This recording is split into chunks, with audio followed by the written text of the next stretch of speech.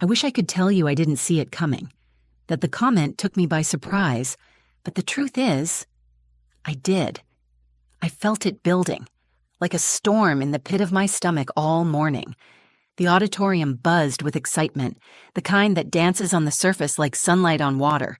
Everyone was smiling, teachers, parents, proud siblings in dresses and button-downs.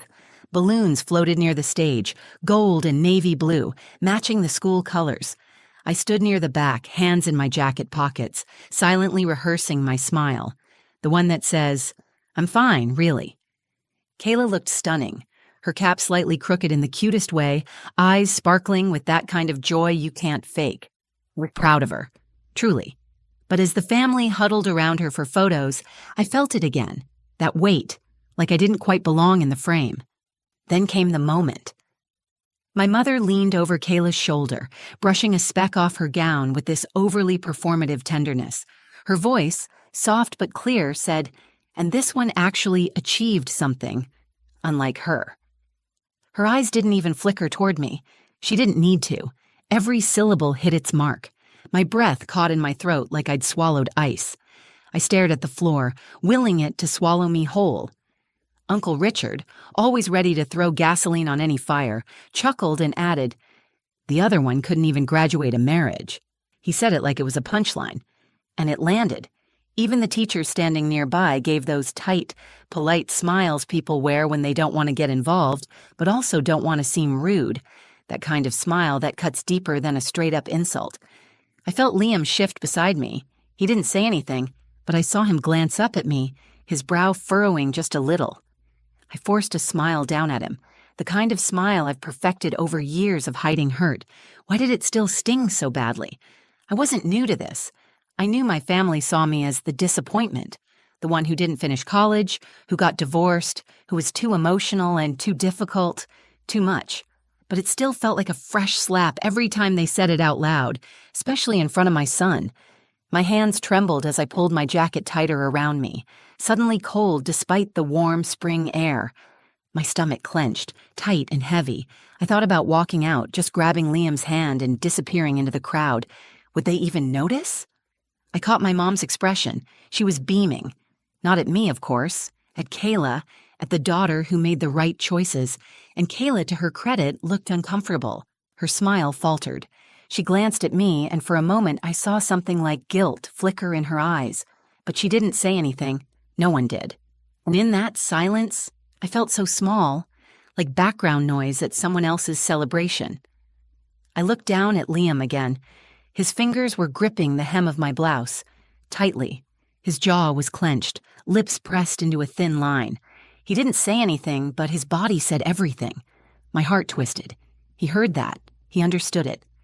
And worse, he saw me accept it. In that moment, I wasn't thinking about revenge or proving anything. I was thinking about the example I was setting, about what Liam was learning, about me, about himself, about what love should look like. And that's when everything started to shift. But not because I said something, because he did. And none of us saw it coming. I should have known what kind of day it was going to be the moment I pulled into the school parking lot and saw my mom's car already parked front and center, like she was the one graduating. I sat there for a moment, engine off, just breathing. My palms were sweaty against the steering wheel. Liam sat in the passenger seat, swinging his legs and humming softly to himself, oblivious in the way only a 12-year-old can be. I envied that. He looked over and smiled. "You okay, Mom?" I nodded, but my throat felt tight. Yeah, just tired. Which was true, but not the whole truth. The real truth was heavier. I didn't want to be there. Not because I wasn't proud of Kayla. I was.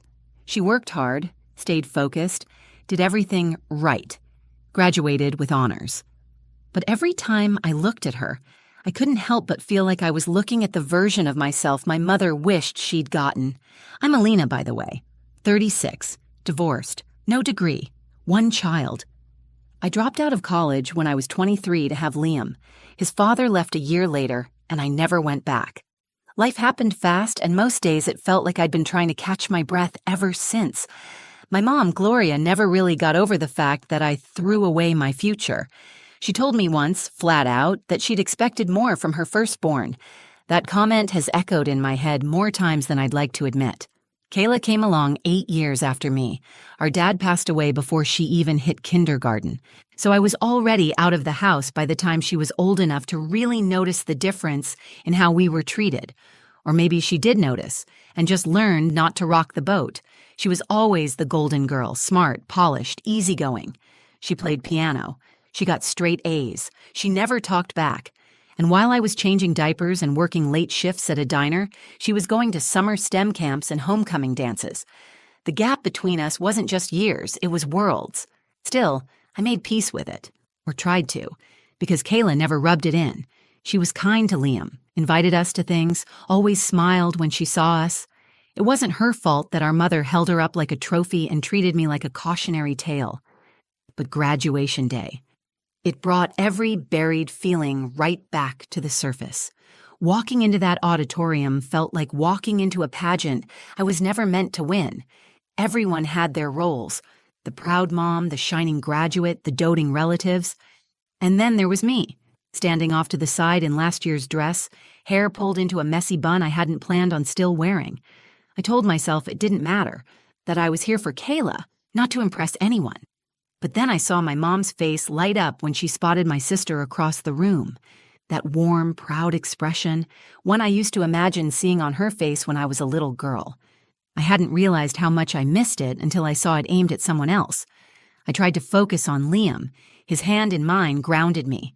He looked up at the stage with this wide-eyed excitement that almost made me forget everything else. Almost. Because deep down, I knew this day wasn't just about Kayla. It was going to be about what I wasn't. And when it finally happened, when those words left my mother's mouth, I wasn't surprised. I was just tired. Tired of always bracing for impact. But I had no idea that Liam had been watching, listening, and silently deciding he wasn't going to let it slide. Not this time. The ceremony itself was fine. Polite clapping. Name after name called out over the mic, the usual lineup of awkward stage walks and proud parents holding up their phones like trophies. I kept my eyes on Kayla the entire time, watching her glowing, waving, soaking it all in. She deserved it. She really did.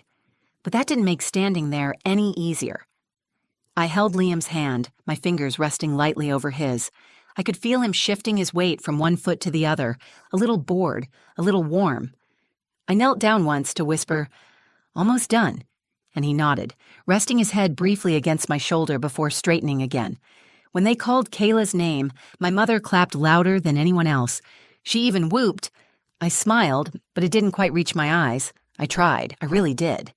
After the ceremony, the crowd spilled outside like soda fizz, bright, loud, and a little sticky. We gathered near the bleachers for pictures. The air smelled like grass, hot pavement, and too much perfume. A million camera flashes and fake laughs blended into white noise. I stood a little off to the side, watching. Kayla bounced from one group of friends to the next, posing, hugging, collecting flowers. Our mom hovered near her, fluffing her hair, straightening her sash, proudly reintroducing herself to old teachers like she was the one who'd earned the diploma. I pulled out my phone, zoomed in, and snapped a few photos of Kayla. I figured I'd send them to her later with a message like, "So proud of you." Something safe, neutral. Then someone said, "Let's get a family shot." I froze. My gut told me exactly what was about to happen. Kayla waved me over because she always tries to include me, even when no one else does. So I walked over, gently guiding Liam with me. He looked up at me and whispered, "Do I have to smile?" I laughed, soft and tired. We both do. The group bunched together. My mom was on Kayla's right, Uncle Richard on her left, one of my cousins squished in too. I took a spot near the edge, one arm around Liam, my body half turned away like I already knew I didn't fit. That's when it happened.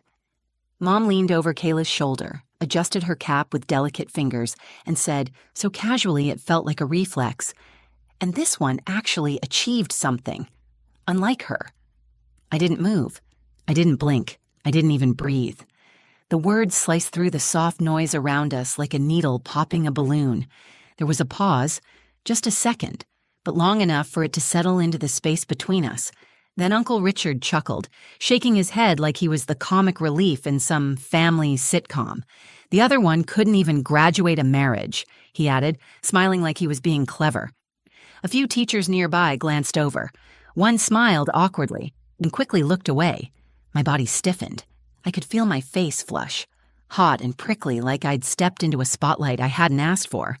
My hands clenched into fists, so tight my nails dug into my palms. I looked at Kayla. Her smile had faltered. Her eyes dropped to the ground. She didn't say anything. No one did. Not a word. Not a, "that's not fair." Not a, "don't say that." Just silence. And in that silence, I shrunk. I shrunk into that old version of myself, the girl who was always too loud, too sensitive, too broken. But Liam, he didn't shrink. He was staring up at them with a look I'd never seen before, his little jaw tight, his eyes narrowed, burning. He looked at them, then at me, and that's when I realized he wasn't going to let it go. Not this time. I stood there, completely still, trying to swallow the lump in my throat before it gave me away. My mother was already turning towards someone else, grinning like she hadn't just gutted me in front of a dozen people. Uncle Richard was checking his phone. Kayla looked like she wanted to disappear, but as always, she didn't say a word. I forced my shoulders back and gently tugged Liam a little closer to me. I just wanted to get through the rest of the afternoon without crying. That was the new goal. I could do that.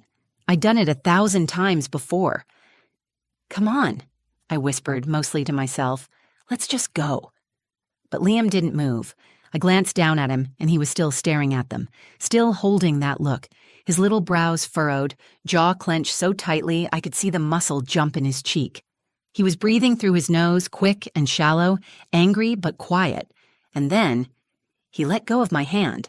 I reached for him instinctively, but he was already stepping away. "Liam," I said softly, confused. He walked past Kayla, past my mom, past the little half-circle of family still buzzing about where to go for lunch, and headed toward the front of the crowd. At first I thought maybe he just needed space, or maybe a bathroom, but then I saw where he was going. The stage. Someone had wheeled out a portable mic stand, and a sign next to it read, "Open floor, family and friends. Feel free to share a few words." I'd ignored it earlier. Thought it was for grandparents who loved speeches or overenthusiastic siblings with inside jokes. But Liam was walking straight toward it. "Wait, Liam!" I said again, louder this time. My heart jumped into my throat. My feet moved before my brain could catch up. I reached him halfway up the steps, crouched slightly and grabbed his wrist, not hard, just enough to stop him. "What are you doing?" I whispered urgently. He looked at me, really looked at me, and his voice came out calm, steady. "They shouldn't talk about you like that." And that's when my breath caught.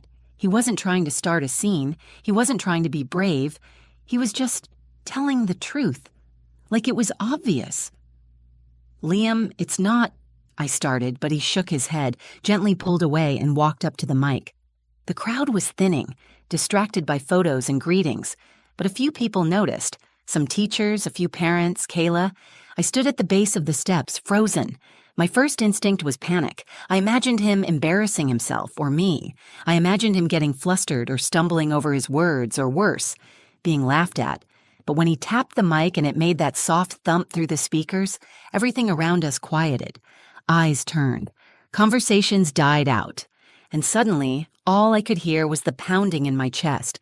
Liam looked out at the crowd with that same intense, steady expression.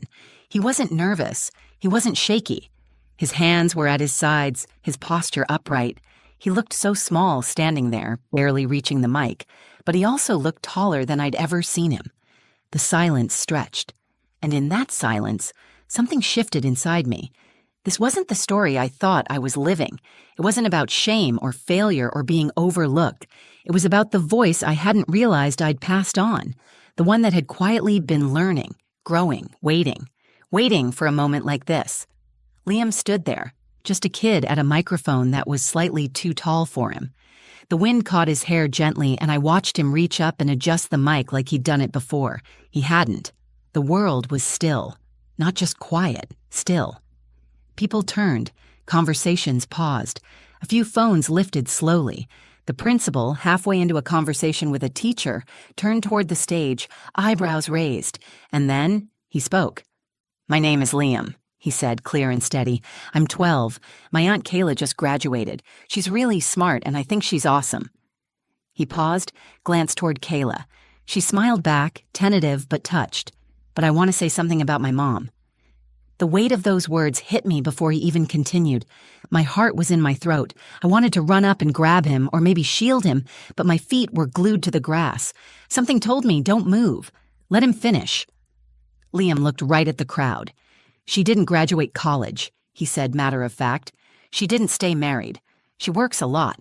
She doesn't have trophies or degrees or stuff like that, and people say things about her like she messed up, like she didn't do anything special." He paused. The silence grew even tighter. Then he looked right at my mother. I saw it. His chin lifted just slightly. "But she built something better." He turned his gaze back to the crowd. "She built me, and I think I turned out pretty okay." I heard someone gasp, not dramatically, just soft, like they hadn't expected to feel it that deeply. He didn't falter. He didn't rush. He didn't even look around for approval. "She raised me by herself. She taught me how to be kind and how to stand up for people. She helps other people even when she's tired. She always makes sure I know I'm enough.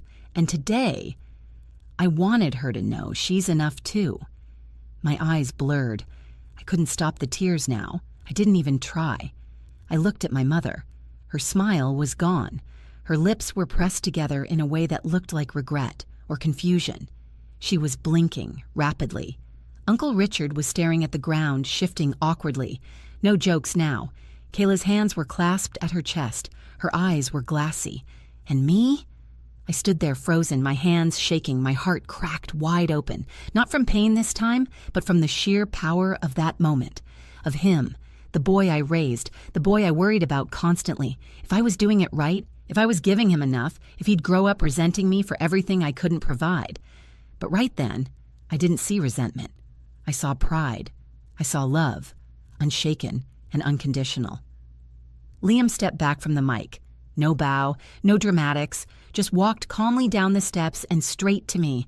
I knelt as he reached me, and he wrapped his arms around my neck without saying a word. I held him tight. The silence lingered for another beat, and then light clapping. Hesitant at first, then stronger. A teacher wiped her eyes. Someone murmured, "Wow." Another said, "That was beautiful." I didn't care about the applause. I had already received something no one in that crowd could give me. Validation from the one person who mattered most. And in that moment, for the first time in a very long time, I felt seen. We didn't say much on the car ride home. Liam sat in the back seat, quietly kicking his sneakers together, humming a tune I didn't recognize. The windows were cracked open and the warm air rolled in, lifting a strand of my hair and brushing it across my cheek. It felt peaceful, like the kind of peace that only comes after a storm. I kept glancing at him through the rearview mirror. Every time I did, I felt something stretch and soften in my chest. There he was, my son, looking out the window like nothing monumental had just happened, like he hadn't just stood up in front of an entire crowd and shifted the weight of a lifetime off my shoulders. Eventually, I broke the silence. "Hey," I said, voice soft. "What made you decide to say all that?"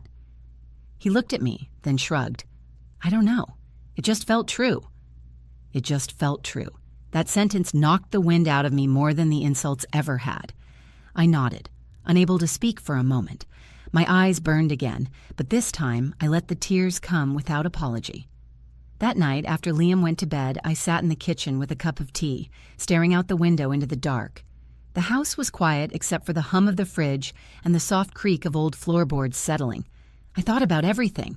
My mother's words, Richard's laughter, the silence that followed, and then Liam's voice. I kept replaying it in my head, not just what he said, but how he said it. Calm, certain, unshakable. It wasn't just about defending me. It was about honoring me. That's what made it different. That's what made it holy. I used to think that my story didn't matter because it didn't look like success.